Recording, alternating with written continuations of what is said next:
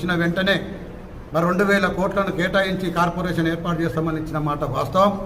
మరి ఇంతవరకు 2.5 సంవత్సరాలు కావస్తున్నా దాని ఊసు ఎత్తకపోవడం చాలా బాధాకరమైనటువంటి విషయం. మరి ఇప్పటికే రెడ్లు కూడా కూడా ఆశాభావాన్ని వ్యక్తం చేస్తున్నాం ప్రభుత్వానికి.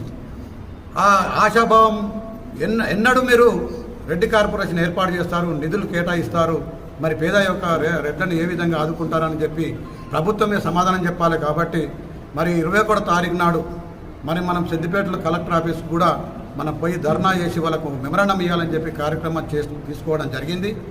దానిలో దృష్టిలో పెట్టుకుని ఈరోజు ఈ సమావేశం జరిగిన ఖచ్చితంగా మీడియా ద్వారా కూడా మీరందరూ భారతదేశంలోనే కాదు మన రాష్ట్రంలో ఉన్నటువంటి పేదలను మరి రాజ్యాంగం కల్పించినటువంటి హక్కులను అన్నిటిని కూడా అనుభవించే విధంగా ముందుకు తీసుకెళ్లాలని చెప్పి ఏ కులానికి కూడా మేము వ్యతిరేకం కాదు, మా కులంలో ఉన్నటువంటి పేదలను గుర్తించాలని చెప్పి మరి క్రిమినల్ పద్ధతిలో మరి ఉన్నటువంటి రిజర్వేషన్లు వచ్చిన వాళ్ళే రిజర్వేషన్ అనుభవించుకుంటూ పేదవాళ్ళను అన్ని కులాలలో ఉన్నటువంటి పేదవాళ్ళను కూడా ఆదుకోవాల్సిన పద్ధతి మరి ప్రభుత్వం చేతనే ఉంటుంది. కాబట్టి ఆ క్రిమినల్ ద్వారానే మరి రిజర్వేషన్లు కల్పించి మరి అన్ని కులాలలో ఉన్నటువంటి పేదలను ఆదుకోవాలి. అదేవిధంగా ముఖ్యంగా రెడ్డి జాతిలో ఉన్నటువంటి పేదలను ఈ ప్రభుత్వం గుర్తించి మరి వాళ్ళని ఆదుకోవాల్సిన బాధ్యత వాళ్ళ పైన ఉన్నదని చెప్పి ఈ సభాముఖంగా తెలియజేస్తూ ఉన్నాం.